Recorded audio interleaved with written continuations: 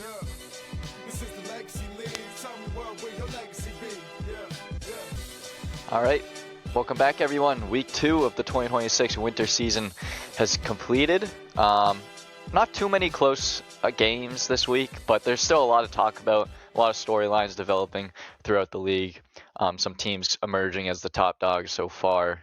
Not including the top dog, sorry, Joey, but that's not what I was getting at there. But yeah, some big players leading the way for those top teams. We'll talk about all of them. Stick around. We'll talk about who we think are our early MVP votes would be going towards. So we're going to talk about that later towards the end of the show. But first, we're going to go into our first game, which we'll talk about We Got Us versus Gang Green. And what seemed to be our best matchup, I think, of the week. It was tied going into halftime and only a 4-point game going into the fourth quarter, but We Got Us pulled away in that fourth quarter. They took this one 72-56 over Gang Green. Two new faces for We Got Us showing up this week, and they both led the way scoring-wise. Jamari Robinson, 22 points. Derek Revelos, sorry if I'm messing that up, 20 points. Their first game, so that's pretty huge, coming off a loss and then getting 2 new guys and then helping them get your first win. That's huge. Maybe that switches some people's opinions around on the We Got Us team.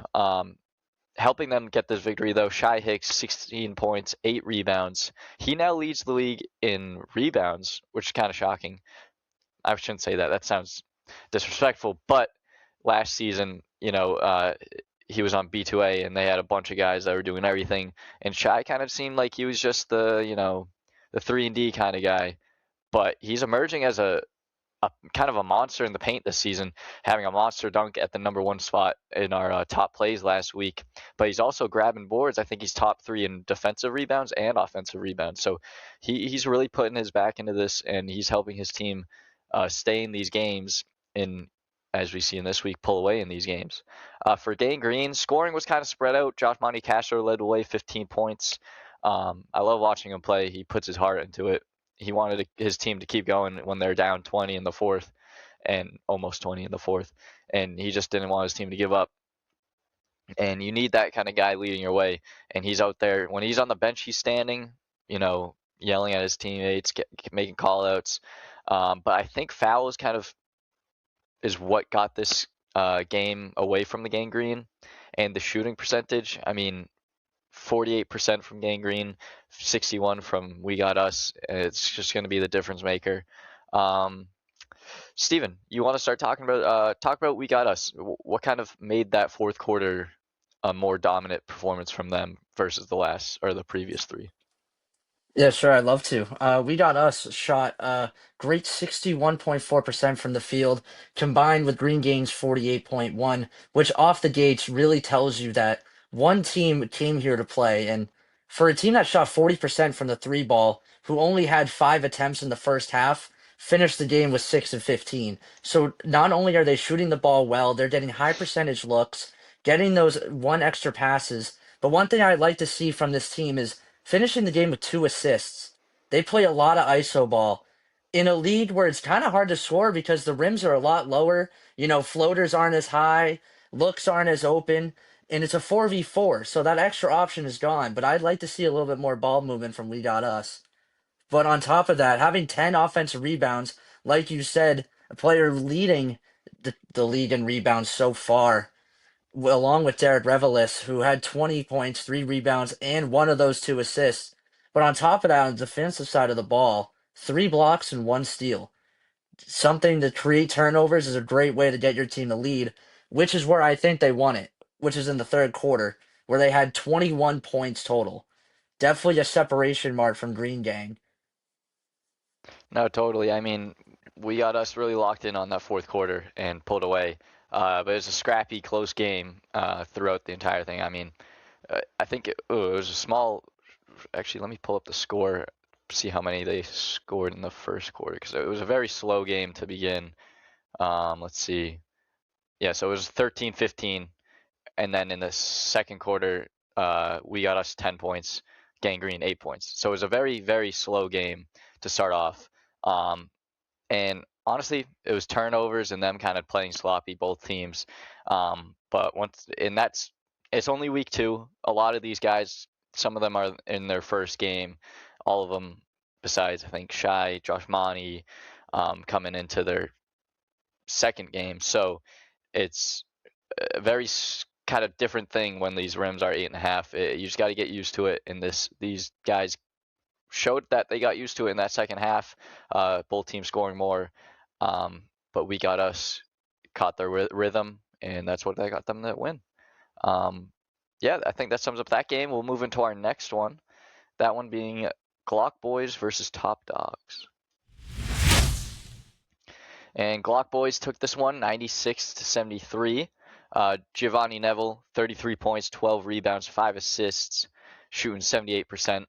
Monty Weaver, 22 points, 8 rebounds. They had 55 of their 96, which is pretty good when you're being considered the top team. You know, these two guys leading the way early on in the season. Yeah, I mean, Top Dogs only had 1 sub. I don't really think that seems to be a very running thing with Joey's team in the last season with the Top Dogs, and now this season they don't really have a lot of bench guys. So conditioning wise, these guys got to be on top of it because Glock Boys were just subbing in and out. Glock Boys actually had 16 turnovers this game. That might be the most from a team this season, and they still won in dominant fashion. So I think just Top Dogs not having a sub is going to hurt them. They really need to find guys to show up each week. It's not going to look good for them all season if that's how it's going to go. Joey Niederberger leading the way for them, though, 19 points, 4 blocks. Jared Hansen, 17, Derek Stone, 14, Sean Yard, 14. So the scoring was pretty spread out. No one really got hot, not like Gio and Amandi did. Both those guys playing incredible. B2A, I think with B2A they had enough guys to spread out the ball more, but it seems so far this season Gio and Amandi are looking like the 2 top dogs for this team, and we're going to be talking about them later probably for the MVP talk. Jake, talk about this game, what the Glock Boys really did to get away from the top dogs here. Yeah, no, so this was a really fun one to watch. We saw the Glock Boys really show their potential on this one. Like you said, I think the combination of Gio Neville and Amandi Weaver is going to be a pretty hard duo to stop this year. Like when they're running, when they're playing with pace, it's hard to keep up with them. It felt like Gio Neville could really do anything he wanted on the offensive side, but I think that goes along with the top dogs kind of struggling in general from the 3-point line. I think the top dogs are going to have a lot of success when Sean Yard has a great game. I think he's going to be kind of the catalyst of that team because we've seen him in the past. I mean, he just recently won a championship in the summer league. He's a dominant player, but I think kind of like you were alluding to, Cade, the pace of play that Glock Boys is playing with, just top dogs couldn't handle it. They couldn't really keep up with them, and I think that has a lot to do with only having 1 sub. But this was a good one. I think the Glock Boys are going to be a team we're going to have to look out for. No, yeah, definitely. They're making statement so far in this league. Only one other team I say is up there with them, and we'll talk about them in their next game, or next with their game. Yeah, top dogs, if they're having a good shooting night, though, they can sneak up on any team. We said that last season, and they did upset a team last season, which I think they had a lot less talented roster last season than they do this season. They got Sean Yard, Derek Stone, and some other guys that need to show up that really change what this team looks like. Jared and Sean Yard both being on the same team seems like a cheat code. You know, both those guys could be argued as the best shooter in the league, besides some other guys. But yeah, if those guys are hitting from 3, these 20-point leads shortly turn into single digits, and then it's a matter of 3-point, and the 3-point game is something the top dogs have to lock in on.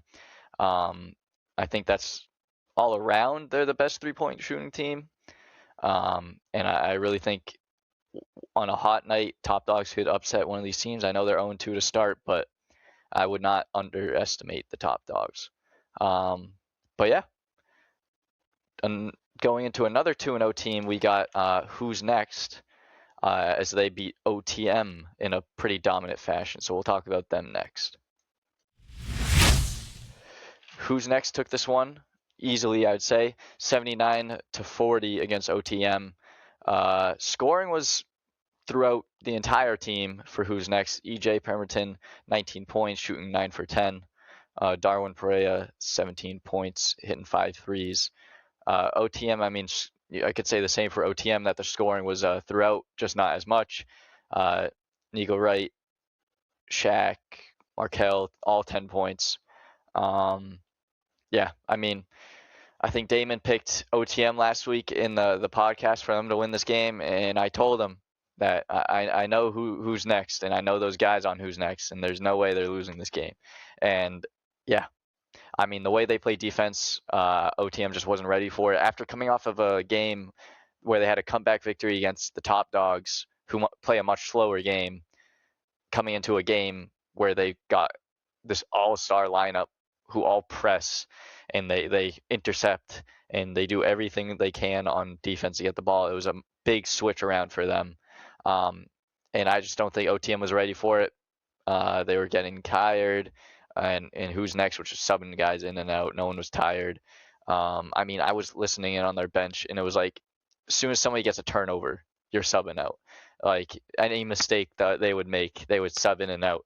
So I thought that was kind of interesting, and just showed that all their guys came ready to play, and with a full team, Who's Next is a very hard team to get going with. Yeah, Steven, do you want to talk about this one? Talk about Who's Next. Talk about like who's shining on this team, who's standing out for you. Sure, I love to, Cade. I got two players in mind that really, really showed out in yesterday's victory against OTM. And one of them we already mentioned, of EJ Pemberton, who had 90% shooting from the field with one three-pointer and then the 8 down low in the paint with 19 points finished with. And a guy who not only can score the ball, was just shy of a double-double as well. And most of those were from offensive boards, which if your team can box out, that is an instant way to get yourself to go far in the playoffs. Just winning the glass is the thing that has been used all over time. And not only that, one of my favorite players to watch is Darwin Perea, who we also mentioned had 5 3-pointers out of 8. And he's just a guy that has a great change of pace. He can go play very fast and also play slow. Can really control the pace of a basketball game, which is not an easy skill to have, especially in a high arcadey game here at Legacy Leagues, where it's just intensity all over the court. And one thing that I will say about Who's Next is the turnovers. As you said before, as soon as one person gets a turnover, it's instant sub off the court. And even though they won the turnover battle with 13-16 comparison, it's still some of them, just the alley-oop passes that are just way over players' heads. Maybe a bounce pass that could have been a chest pass to get the easy layup on the other end. But they have a good matchup next week against top dogs, where I think if they can limit the turnovers, they can potentially get that number 1 seed. No, totally. I mean, Who's Next? It's an all-star team. We've been talking about it, and this felt like an all-star game. The amount of just fast breaks and alley-oops they were going for, and totally right about Darwin Perea. When he won the championship with A1 a few seasons ago, him and another point guard, Dante, just controlled the game every time they had the ball. The pace, everyone's running around frantic on defense, and then they get the ball, everything slows down if they want to slow down. It's just really cool to watch. They control the offense, and everyone on Who's Next is giving it their all on defense. Yala, if we were talking about Defensive Player of the Year, he's a very early candidate. I mean, if we play a zone with Yala, put him underneath, it's going to be hard to score on him. He just has to stand and put his hands straight up. I mean, his reach is crazy. For OTM though, I want to talk about Shaq. I mean, Shaq's coming off of a game scoring I think 36, and now he's scoring 10, and he's only taking 9 shots. I really want to see more from Shaq, and I want to see OTM kind of trusting Shaq a little more and just almost forcing him the ball.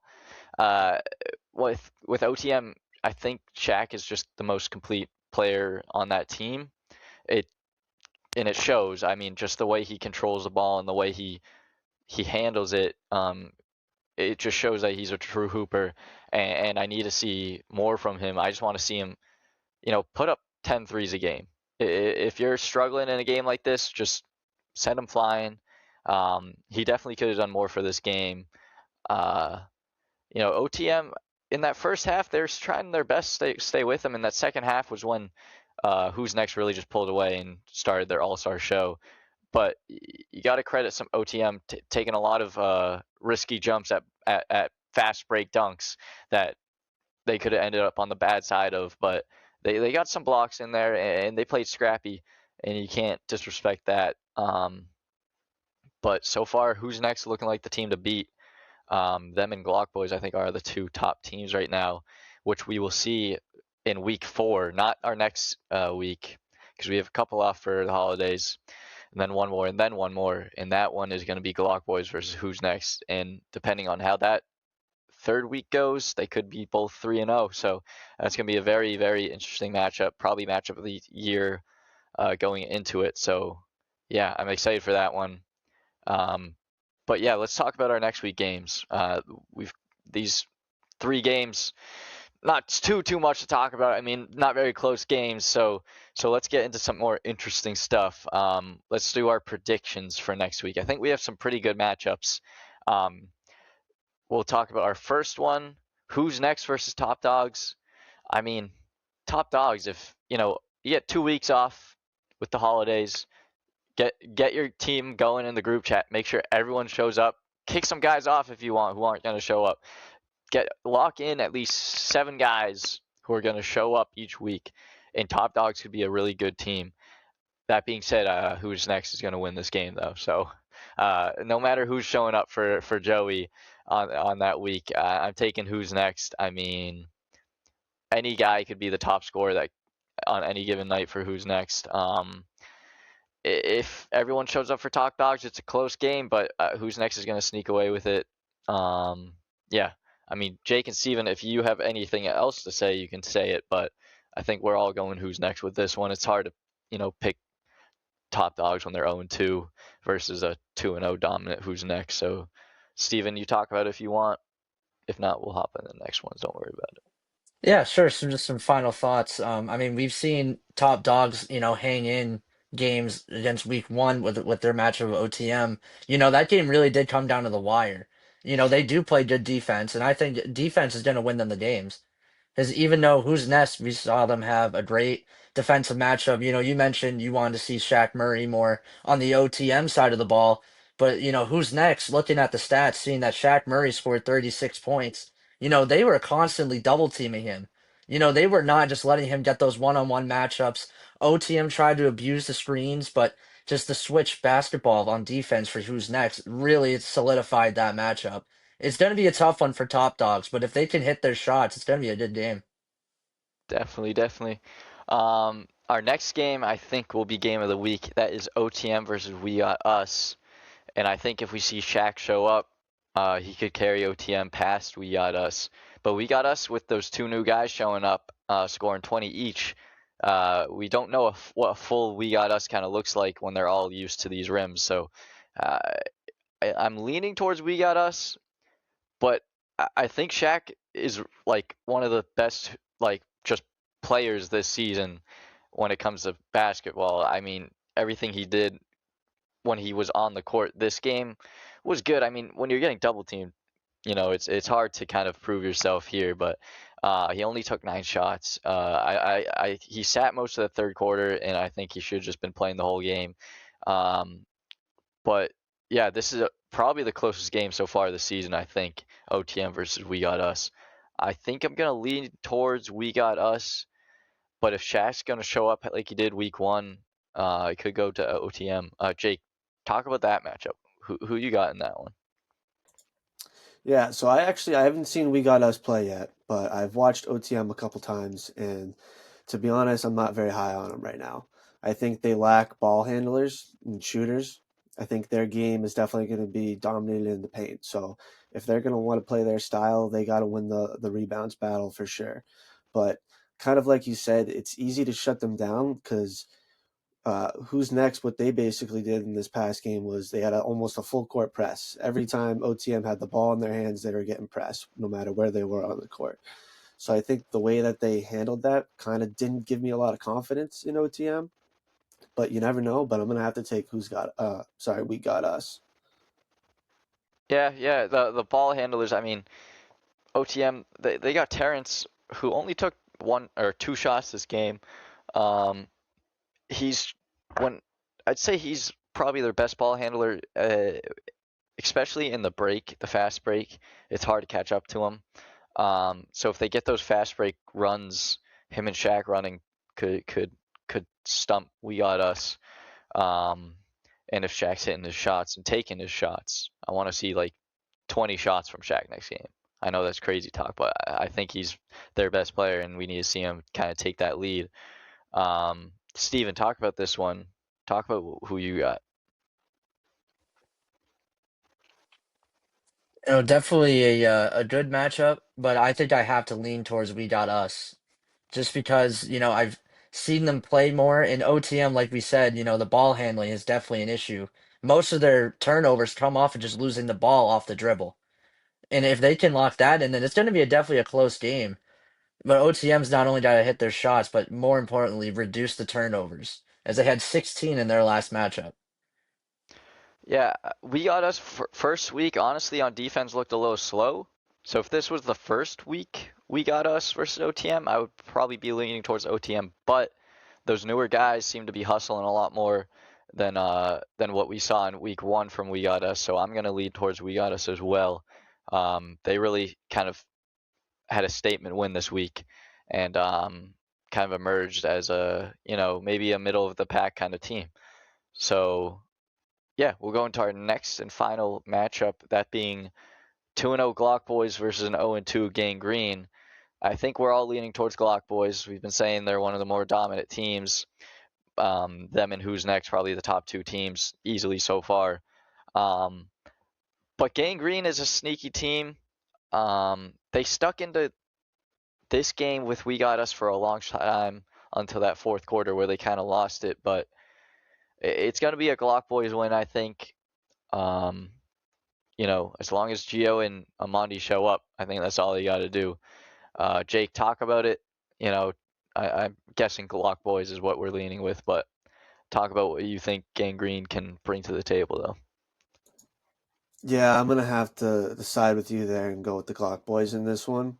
But Gang Green's gonna be a pesky team, I think, because I think they're only gonna get better and better. They're a newer team, and a lot of guys are new to the league. So I think as time goes on, as they play more games, they're gonna adjust to the style that they need to play. So I wouldn't they keep it close, but I think the Glock Boys have another level that they still haven't hit, and I feel more confident with them. Yeah, everyone's going to get better. So even these 2-0 teams are going to get better. So it's just who's going to get better and better.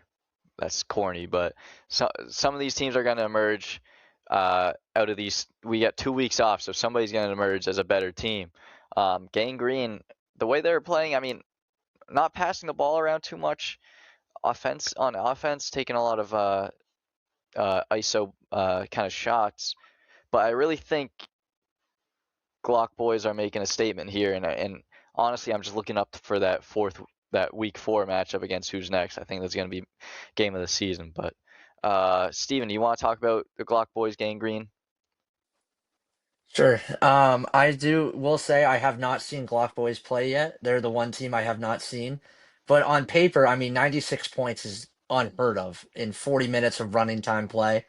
But I will say I do agree with you with Green Gang being the most underrated team in the legacy leagues right now. As they, I mean, even though they lost to Who's Next, they were leading Who's Next for the first half. They lost the lead in the third quarter. They only lost because they shoot themselves in the foot with the fouls. In their previous game against who we got us, there were four players with over three fouls. That's just something that just can't happen in legacy leagues because free throws are just free points, especially when your opponent is going to shoot 70% from the line. You're just giving away possessions. But I definitely do like Gang Green's team a lot. They have a great chemistry, they have great players, great athletes, but at the same time, they just haven't connected yet. It's definitely still early in the season. There's a lot of time to do so, but I definitely think that they need to see the improvement now before it's too late. Yeah. I mean, they got 2 weeks off, so get outside. It's a little cold, but lower your rim, get some practicing down in the driveway, and we could be seeing some emergers from Gang Green. Yeah, still kind of yet to find their top guy when it comes to scoring. But scrappy team, scrappy teams win games randomly against bigger teams, so you never know. But Glock Boys seems to be the favorite in this one. Yeah, that wraps up kind of our look into next week, and I kind of want to end it off with something fun, kind of give the guys something to talk about to us and the interns next week. But we're going to talk about our little early MVP votes. So if we want to put all our chips in on one guy this week, we can do that. So if they end up winning it, we can say we predicted it early on, just like I think we did last week with our champs. So yeah, there's about like 4 or 5 guys I would put in the race right now. I'll go last though, since I have a lot of options. I don't want to steal your guys' guys. But Steven, do you want to bring up someone who you think's in the talks right now? Sure. I think, obviously Gio Neville is in the talks, but I just haven't seen him play. All I see is the stats on the paper. So I'm going to go back to what I said earlier in Darwin Pereira. And now he's a guy that can score 30 points, but he's not going to. He's going to distribute the ball, get those assists, help his team on defense. He's just an all-around player. He's just a guy that you want on your team who's going to set the bar high and is going to get those turnovers and buckets for you. So I'm going to look at number one, Darwin Pereira, as my early MVP for the season.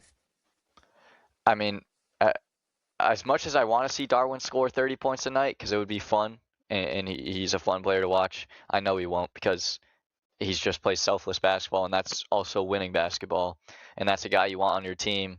I was lucky enough to be his teammate last season, and it was great playing with him. I mean, you miss a shot, and he's behind. He got your back, saying, keep shooting. You got this. He helps you correct mistakes. I mean, he's just an all-around guy you want on your team. Sometimes they don't win MVPs, but sometimes they do. Sometimes the perfect teammate isn't the one that wins the MVP. But Darwin, I would say, is a perfect teammate and just a great all-around great guy. So I'd love to see him win it. Some other guys I was definitely thinking of too. Jake, who are you looking at early on? Yeah, I think Darwin's a great pick. Like you said, Gio Neville's got to be in the running. But I'm going to kind of take a value pick here and go with Sean Yard. I think if the top dogs can get him some help and some guys can show up, I know what he's capable of. And if the offense runs through him, I think he can carry the top dogs a long way. So I'm going to kind of take a value pick there and go with Sean Yard. Yeah, I mean, we keep mentioning Gio. It's a hard race against him and Amandi, since they're both. I think Amandi's averaging 28, Gio's averaging 25, but Gio's also leading. I think he's tied with Shy Hicks in rebounds, so he's leading the league in rebounds and assists so far, and he's third in points with 25. So it's hard to pick between those two. I think Amandi's got to do a lot in other kind of categories. You know, whether that's defensively or he's passing around on offense. I mean, it's so easy for him to score. It's can we really knock him for not getting as many assists as these other guys? But yeah, so Amandi and Gio are two guys from Glock Boys, a 2-0 team that I see going 3-0. That could be brought up. I also want to talk about Shaq Murray. I mean, 36 from his first week. I kind of am pushing him to shoot a little more. I think he could really be in the conversation. Sean Yard, of course, a great pick. He's been in the talk a few times in his seasons, but I want to talk I wanted to give credit to Shaq Murray. I think he could really lead a team, and I think OTM's got enough pieces to win at least a few of these games. I know Glock Boys, who's next? It's obviously going to be hard to beat them, but I think OTM could beat any other given team on a given night. And when they do, Shaq's going to be on the top of those statistics leading each way. So that's kind of what an MVP is. And I'm going to put my early money on Shaq. But I also want to talk about EJ Pemberton too on We Got Us. Who's next? God, these team names are just sentences and it's confusing. EJ, I think, is the most athletic player so far. Same thing with Amandi, though. Statistically, it's really just scoring. But when you can score at any given moment, when it comes to legacy leagues, whoever has the most points wins the game, and that's pretty important. So if they can just keep scoring, outscore everyone, then who are we to say they're not the most valuable player? So EJ's a very, very prominent figure in the MVP race right now for me. But yeah, Monty, Gio, EJ, Shaq, Sean, Darwin, I think are all those top guys that we could talk about. So yeah, I think that about wraps it up this week, guys, for us. We'll see you guys in 2-week break, and then a third week we'll see you guys again because of New Year's and Christmas. Merry Christmas and happy holidays to anybody listening.